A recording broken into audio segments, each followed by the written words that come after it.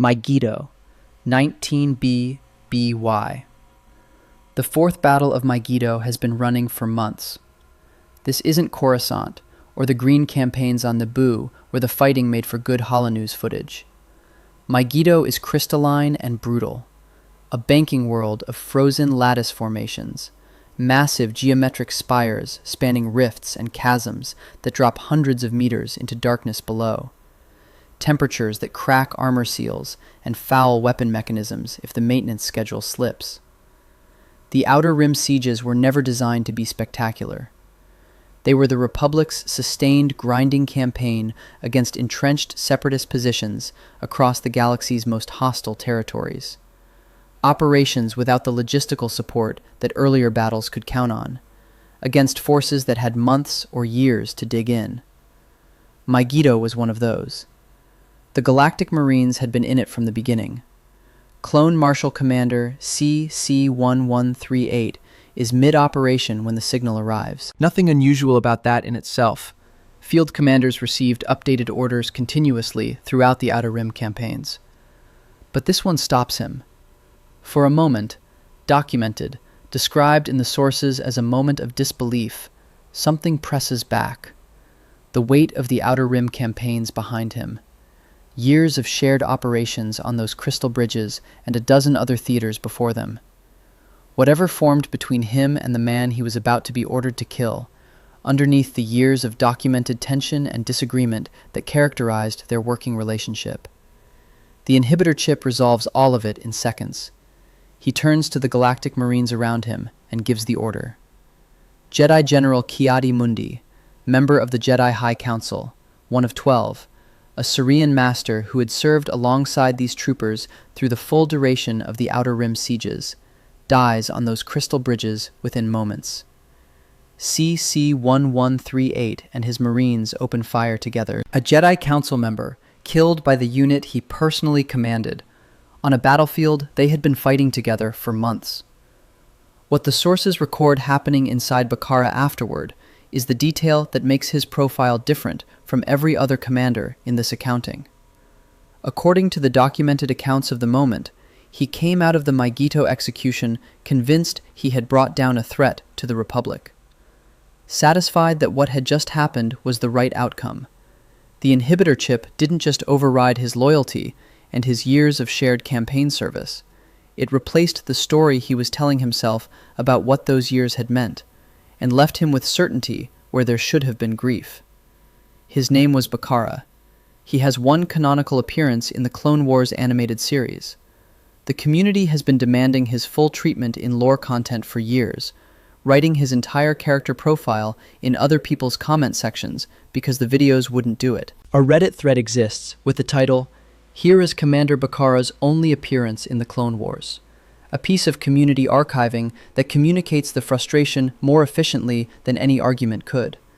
A separate discussion in r/maw installation asks bluntly why the Galactic Marines are effectively never represented in any Star Wars content. Both threads are doing the same work, documenting an absence that the community finds genuinely inexplicable given the operational record behind the designation. The case for Bakara as the most overlooked elite commander in the franchise starts well before Mygeeto. It starts with how he was made, and the pipeline that produced him ran through tiers most clone commanders never reached. CC-1138. The designation maps directly to THX-1138, George Lucas's 1971 debut feature, a number that recurs throughout Star Wars films and LucasArts games as a running embedded in-joke. Whether the assignment was deliberate or coincidental, the reference fits with uncomfortable precision.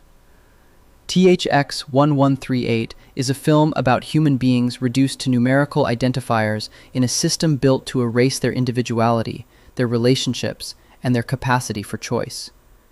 Lucas's first film, the number he gave the commander of the most elite clone unit in the Grand Army of the Republic.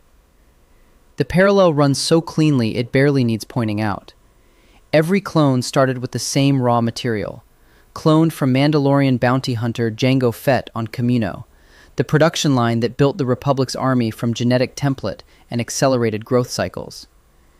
But the Camino pipeline operated in tiers, and Bakara reached tiers that most clone commanders never saw. His initial instruction came from a former journeyman protector out of Conquered Dawn, the tradition that trained Mandalorian peace officers and produced some of the hardest, most tactically capable fighters in that region of space. Conquered Dawn has a specific reputation in Mandalorian culture: warriors forged through adversity and discipline rather than ceremony, the proving ground that shaped multiple generations of fighters who went on to operate across the Outer Rim. That's the base layer of Bakara's instruction before the standard Camino program even began. From there, he was selected for Advanced Recon Commando training. ARC designation represented the elite ceiling of the entire clone program. Most troopers, including many who rose to command roles, never received ARC instruction. The candidates who cleared it were being prepared for independent, high-difficulty operations that required judgment and adaptability in the absence of continuous Jedi direction. Missions where the ability to operate autonomously and make command decisions without immediate oversight was the whole point. The Republic built ARCs to function in situations where standard clones would wait for orders, and situations wouldn't wait. Bakara cleared that program. Somewhere in that progression, he chose the name Bakara, a quiet act of individual identity in a system that had designated him a number and would have been satisfied to leave it there. He emerged with a command philosophy entirely his own, and it wasn't designed for warmth. The 21st Nova Corps, the Galactic Marines. The official Star Wars databank describes them as famous for their distinctive armor and relentlessness in combat.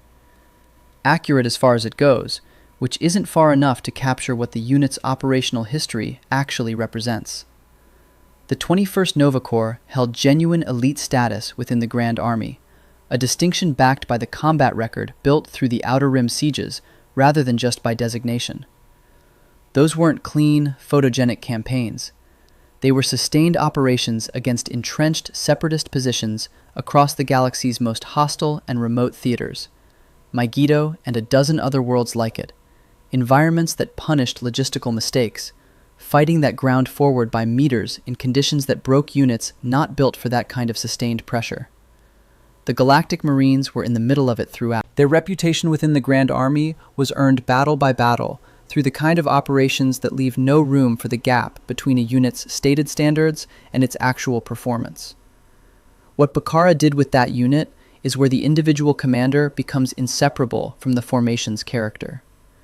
He maintained what the sources describe as extremely strict and militant philosophies, and the mechanism was specific and direct. Clone troopers who failed to meet his expectations were reassigned. Not through formal review processes, where documented deficiencies accumulated until an administrative threshold was crossed. Not after consultation. He moved people out, and often without informing Ki-Adi-Mundi, his Jedi general, the ranking figure in their command structure.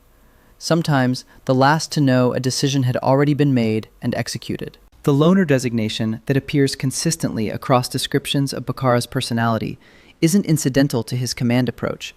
It's architectural to it. Commanders who built close personal relationships with their units produced a different kind of army, flexible, initiative-driven, held together by interpersonal bonds that adapted to the fog of war. Think Rex's 501st, where troopers repainted their armor voluntarily to honor someone who had already left the order. That kind of unit is built on something personal. Bakara built something structurally different. He built a filter. The troopers who remained in the Galactic Marines had been measured against a threshold most clone commanders never applied, and they were aware that they had cleared it. Cohesion around the standard itself, rather than around affection for the man enforcing it. What that produced operationally was real. The Outer Rim siege record reflects it. But it was a different kind of formation than what Rex built, or what Wolffe built around the Wolfpack's identity under Plo Koon. It was a unit shaped in Bakara's image, built to run at the pace Bakara set, because anyone who couldn't was already gone. The relationship with Ki-Adi-Mundi ran on the same fault lines as the command philosophy, and it ran for years. They were documented as always at odds, their approaches to leadership in genuine conflict throughout their shared service. Bakara's method required direct authority and minimal consultation. Ki-Adi-Mundi's method operated through the Jedi hierarchy that formally outranked the clone commanders and expected to be included in command decisions about the unit it was leading. These weren't approaches that reconciled naturally. Two leadership philosophies that couldn't easily coexist, working together through years of the Outer Rim Siege's most demanding campaigns, without either of them changing substantially. What that actually built between them across those years is more complicated than the documented tension captures. You don't fight through Mygeeto and a dozen campaigns like it, back to back, without something accumulating between the people who shared that, regardless of whether that something had a name either of them would have voluntarily chosen. The tension was documented. It was also, presumably, something they both worked around every day for years, which is its own kind of relationship, even when neither party is consciously constructing it. Bakara moved troopers without telling Ki-Adi-Mundi. Ki-Adi-Mundi led in ways Bakara apparently found insufficient for what the war actually required. Neither changed. They stayed at odds and kept fighting together until the signal arrived on Mygeeto. Which means the thing between them, whatever its specific character, held together under the worst conditions the Outer Rim could produce. Ki-Adi-Mundi's position within the Jedi Order adds the final dimension to what Order 66 meant on Mygeeto specifically. He was one of 12 Jedi Council members, not a standard general assigned to a clone unit, but a master at the apex of Jedi governance. His presence on the Council made him one of the 12 individuals who ran the institution that directed the entire Order's operations. Order 66 wasn't randomly distributed.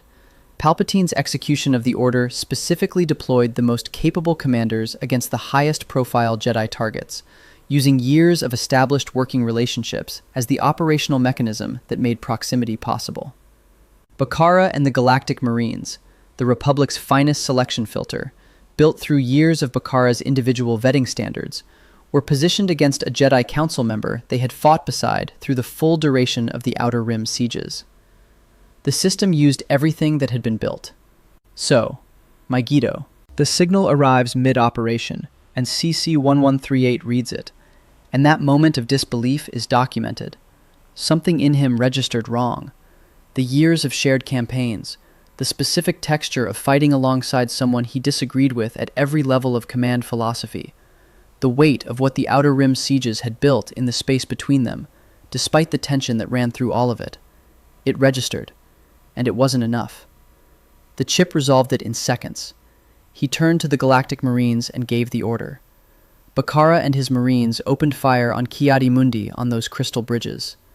A Jedi Master is many things operationally, trained from childhood in combat, connected to the Force in ways that give a seasoned master meaningful tactical advantages over a standard armed opponent. None of that changes what a sustained volley from the 21st Nova Corps does in a confined space on a crystal bridge in Mygeeto's cold. Ki-Adi-Mundi died there. What comes after is where Bakara's profile separates cleanly from every other commander in this accounting.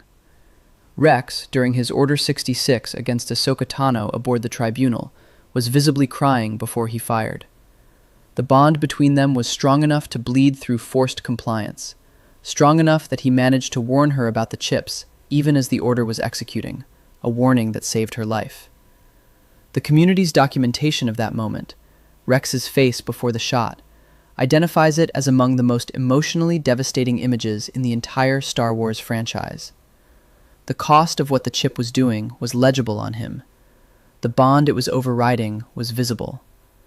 Cody, on Utapau, gave the order to fire on Kenobi with the kind of efficiency the scene renders without showing internal conflict, though what he carried afterward, internally, the record doesn't fully account for. The years of precise, coordinated partnership with Obi-Wan Kenobi compressed to a fire order and a near miss. What Cody knew in the aftermath, what he thought about the years that led to that moment, is a story the franchise has largely left untold. Bakara's Order 66 reads differently from both. According to the sources that document the moment, he came out of Mygeeto convinced he had brought down a threat to the Republic. Not conflicted, not broken. The inhibitor chip didn't just compel the action, it rewrote the internal narrative around it. He stood on those crystal bridges, having just killed a Jedi Council member he had fought alongside through years of the most demanding operations of the Clone Wars. And the account left inside him was one where he had served the Republic correctly and well. Whether that's worse than what Rex carries, the memory of the tears, the specific grief of a friendship weaponized against itself, is a question the record leaves genuinely open. But it's the specific horror that makes Bakara's profile the one the community has always insisted deserves its own full treatment. The most complete execution of what the inhibitor chip could do wasn't the ones that broke through invisible conflict and grief. It was the ones that left nothing on the other side. One canonical appearance in the Clone Wars animated series, one brief scene in Season 7, Episode 9, a handful of shots in Revenge of the Sith. The community has been making the case in comment sections for years, writing the full argument under videos that wouldn't, because the argument was always right there in the record. It just needed someone to finally present it. CT-7567, Clone Captain Rex, the most recognizable clone character in the franchise, which creates a particular dynamic when a rank question surfaces around him. Because the fandom's investment in Rex as an identity makes the distinction between captain and commander feel like it carries real stakes. The promotion happened. That's documented and not in dispute. Clone Wars Season 7, Episode 9, Old Friends Not Forgotten, which aired April 17, 2020. The Siege of Mandalore operation had a specific structural problem built into its chain of command. Ahsoka Tano had left the Jedi Order in Season 5, resigned her Padawan status following a wrongful expulsion that the Council only corrected after the damage was done. She held no formal military commission.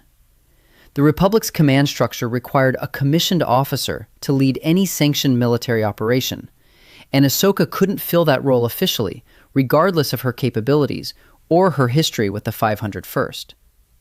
Anakin Skywalker's solution was practical and immediate. Promote Rex from Clone Captain to Clone Commander, formally designate Ahsoka as a military advisor, and allow the actual operational direction to flow through her informally, while Rex held the structural position that made the whole arrangement legitimate on paper. The 332nd Company forms around this promotion. Drawn from the 501st Legion, the unit's troopers repainted their helmets to carry Ahsoka's facial markings, the orange and white patterns of a Togruta Padawan who had already left the Order, who held no rank, and who was returning as an advisor rather than a Jedi general. Voluntary. Nobody required it. These were soldiers who had served under her before she left, or who chose to honor her return, regardless of the bureaucratic status it came packaged in. Painted onto clone armor, the markings are a small gesture that lands disproportionately hard because of what it says about who these men were. Capable of choosing something, within a military system built around the elimination of individual choice, when the system briefly made space for it. The canonical documentation of Rex's promotion isn't ambiguous. Wikipedia's 332nd Company article states directly that the unit was led by Clone Captain Rex, who was promoted to Clone Commander in order to lead the newly established 332nd Division. The Siege of Mandalore article describes former Jedi Padawan Ahsoka Tano and newly promoted Clone Commander Rex leading the operation together. An academic analysis of the series places Rex as having been promoted to the rank of Commander shortly before the Siege of Mandalore. 3 separate sources, same documented fact, same timeline. Faction A, the contingent in the fandom that insists Rex was Commander Rex for the Siege of Mandalore, has the documented record behind them, and it's solid. Faction B works from a different entry point. The official Star Wars databank still titles Rex's entry Clone Captain Rex. His own Wikipedia article acknowledges both ranks, listing him as a veteran clone captain, clone commander, and advanced recon commando, with captain appearing first. One reading of the Season 7 material notes that Anakin handled the promotion informally and then left for Coruscant, apparently without much ceremony, framing the commander designation as something Rex received to solve a specific operational logistics problem, rather than something he built his identity around. A YouTube video exists with the title, "Why Captain Rex Hated Being a Commander," which documents the community's sustained engagement with that question, regardless of what specific conclusions it reaches. What the research doesn't turn up, and this is worth being precise about, is a scene in which Rex explicitly states a preference for captain over commander in canonical dialogue. That line isn't in the record. The "Rex was fundamentally a captain" reading appears to rest not on a single definitive statement, but on how his entire arc reads. The identity built around the 501st, the specific troopers he knew by name and individual history and years of shared service, his famous line that experience outranks everything, which was never about formal designations at all, but about something the rank system couldn't measure or grant. The captain designation was how the Republic labeled Rex's relationship with his men. Whether the commander label changed anything real about that relationship is the actual substance of the debate, and it's not going to resolve here. That's what comment sections exist for. What resolves cleanly is the Order 66 moment.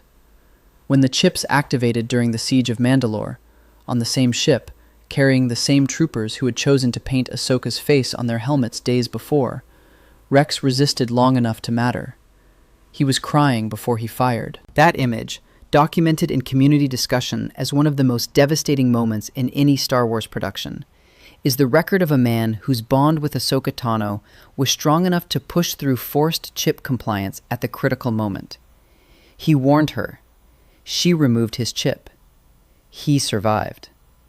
The 332nd troopers who had voluntarily carried her markings on their armor, who had made a choice, within the Republic's rigid military structure, to honor her specifically and personally, executed Order 66 against her on that ship. The same men, the same armor, within days of the gesture that armor represented. Whatever those troopers would have felt about that, if the chips had allowed them to feel anything, is the weight that sits underneath every discussion of Rex's rank. Captain or commander, the designation debate is real, and it generates the engagement it always will. But the identity underneath it, the man who warned Ahsoka at the cost of his own compliance, isn't in question. CC-2224 Commander Cody, Clone Marshal Commander of the 7th Sky Corps, under Jedi General Obi-Wan Kenobi.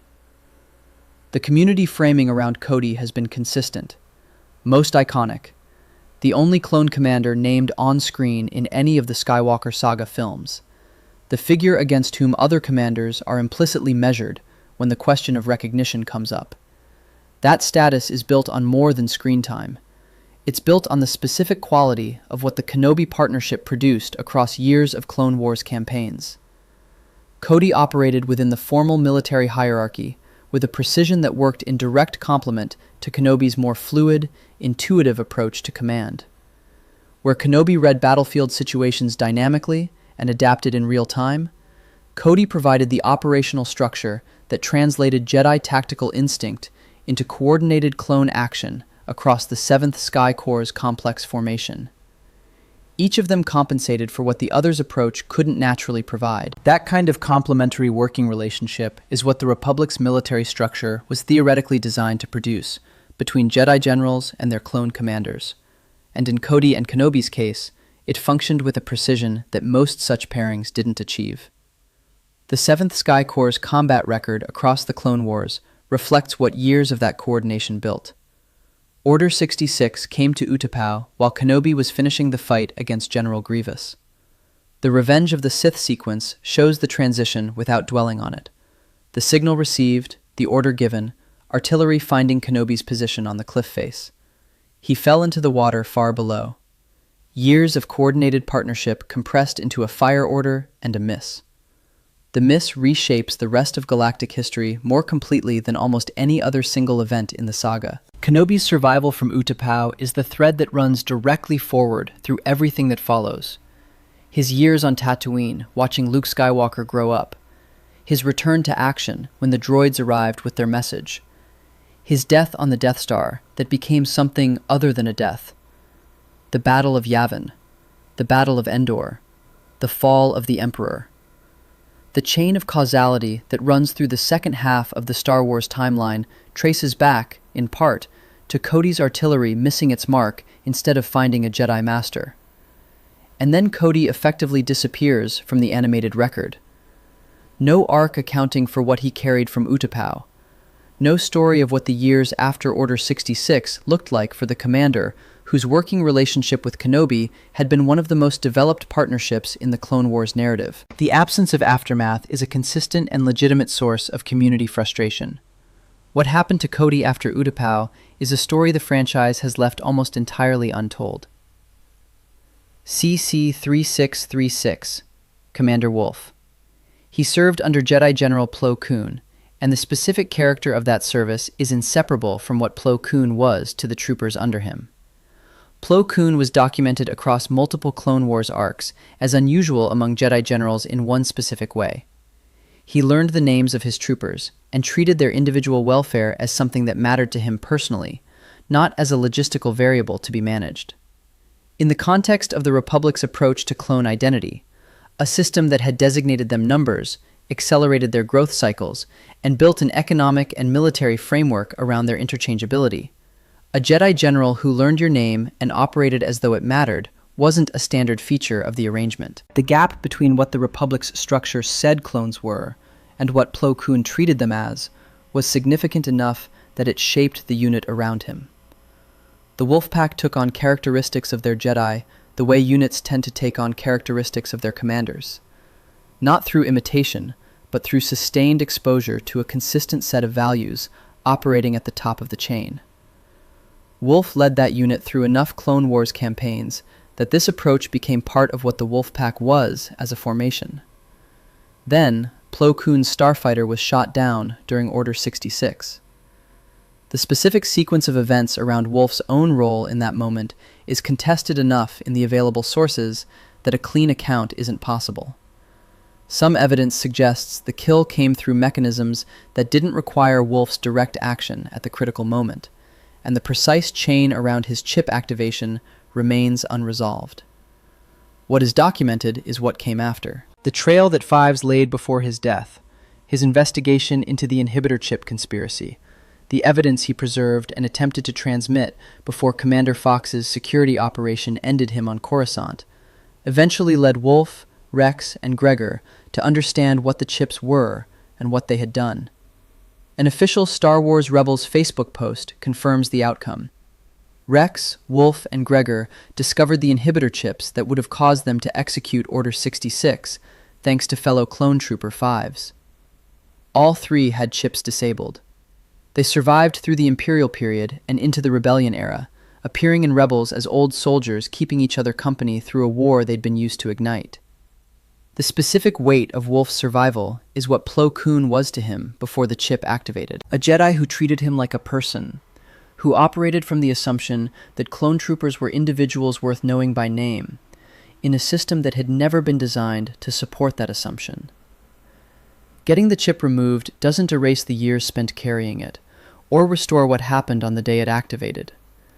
It just means Wolffe was around long enough afterward to sit with what he knew.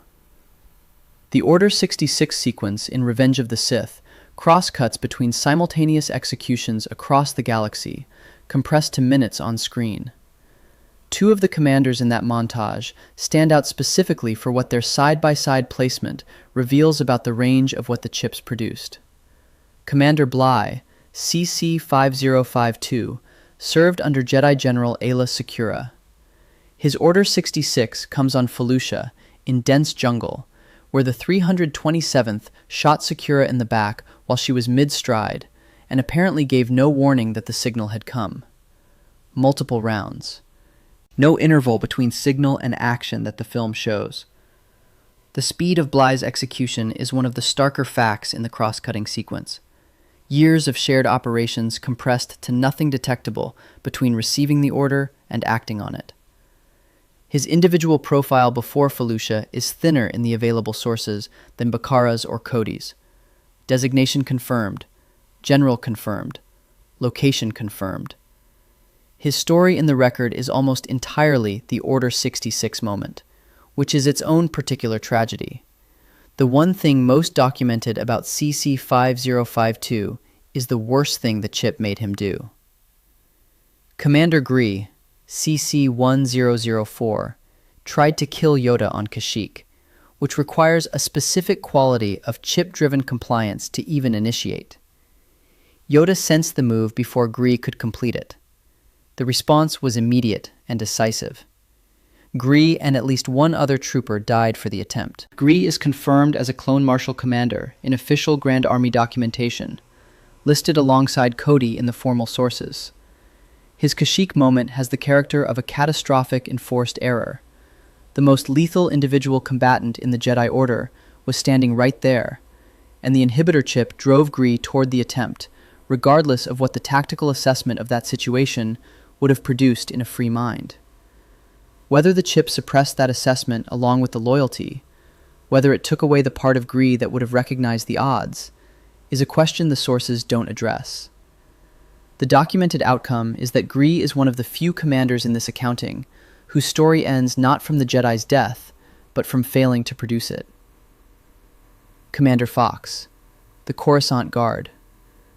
He commanded the clone security forces for the Republic capital, operating inside Coruscant's political and bureaucratic machinery rather than in the field, which produced a different kind of institutional pressure than what the frontline commanders lived with.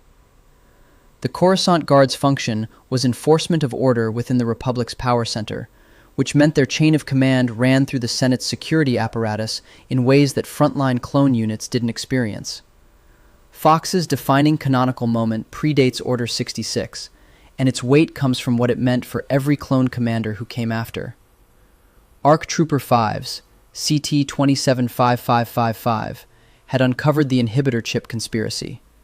He had evidence of what the chips were and what they were programmed to do. He was on Coruscant in an increasingly desperate operational position, trying to get someone in the command structure to hear him before the opportunity closed. Fox received orders that framed Fives as a security threat, a clone who appeared to have become dangerously unstable following an incident involving a Zygerian brainworm parasite. The framing was internally coherent. Fox was running a legitimate security operation within a legitimate chain of command on the Republic's most sensitive planet, with every institutional reason to trust the orders he received and to take the threat assessment seriously. He shot Fives. He killed the one person in the galaxy who had identified what was about to happen to all of them, including Fox himself, and he did it correctly, following protocol, with no information available to him that should have produced any other decision. There is no villain in that sequence. There is a system that worked exactly as designed, in the worst possible direction, deploying the Republic's own security infrastructure to suppress the truth about the inhibitor chips, without anyone in the middle of the operation needing to know that's what they were accomplishing. Fox executed a legitimate security action that saved Palpatine's conspiracy and doomed every clone in the Grand Army to what came next. Community discussion around Fox raises a genuine question: whether the Coruscant Guard's institutional culture, built around political enforcement on the Republic's capital, operating closer to the Senate's power apparatus than any frontline unit, might have produced compliance with Order 66 independent of the chip mechanism. The show leaves that deliberately open, which may be the only honest way to handle it. What happened to Fox after Order 66 is a point where the canonical sources conflict enough across different materials that a single clean account isn't available. Different Star Wars productions tell different versions of his fate, and the research flags it as genuinely contested. The Fives execution is the anchor of his profile. The rest remains unresolved in the record. Commander Appo, C-1119, the 501st Legion. Order 66 at the Jedi Temple on Coruscant. The night Anakin Skywalker led clone troopers through the institution that had trained Jedi for 1,000 years, into its halls and its youngling classes and its archives, and the Galactic Republic ended while its capital watched from outside. Here's the trivia that reliably stops the conversation between two different fandoms. D. Bradley Baker voiced Commander Appo. He also voiced every other clone trooper in the Clone Wars and the Bad Batch, an achievement that required him to develop distinct vocal signatures for hundreds of genetically identical soldiers, giving each a traceable individual voice, specific enough that audiences could follow characters through sound alone, in scenes where the armor design didn't differentiate them. In interviews, Baker has described the technical challenge of distinguishing clone voices as one of the most demanding work he's done. Building Rex's particular register, Wolffe's growl, Five's intensity, the specific quality of each clone's vocal identity, all from the same Jango Fett template, all distinguishable from each other. D. Bradley Baker is also the voice of Appa in Avatar: The Last Airbender, and Momo, the man who gave Rex, Cody, Wolffe, Fives, Echo, Bakara, and hundreds of other clone troopers their individual voices, is also the sound of a six-legged flying sky bison crossing cloud cover above the Earth Kingdom, and the small winged lemur that goes with him everywhere. The Star Wars and Avatar fandoms have more overlap than either tends to acknowledge publicly, and that specific cross-franchise fact has a reliable track record of stopping conversations dead in the best possible way. The 501st's participation in the Temple Assault, the unit that would carry Vader's Fist as its designation under the Empire, is the institutional context Appo operated in during Order 66. Some of those same troopers had repainted their helmets to carry Ahsoka Tano's facial markings less than a week before the order came. The gesture of that voluntary repainting, and the execution at the temple, the same men within days of each other, is the specific thing that sits under every discussion of what Order 66 did to the 501st. What the free version of those troopers would have felt about where they ended up is the question the chips made it impossible to answer. RC-1262, Scorch, Republic Commando, Delta Squad. The Commando program built a structurally different kind of clone from the ground up. Independent four-man units trained for operations where judgment and adaptability mattered more than mass-scale coordination, where the ability to make consequential decisions without continuous command oversight was the entire operational value. Standard clone battalions were designed for large formation combat, thousands of identical soldiers executing coordinated maneuvers under Jedi direction. The commandos were designed for the gaps where that model couldn't reach. Delta Squad operated in that space throughout the Clone Wars, and its identity was built around the ethos the program valued above everything else: loyalty to your brothers. The squad as the fundamental unit of meaning in a war that otherwise treated clones as interchangeable at every level.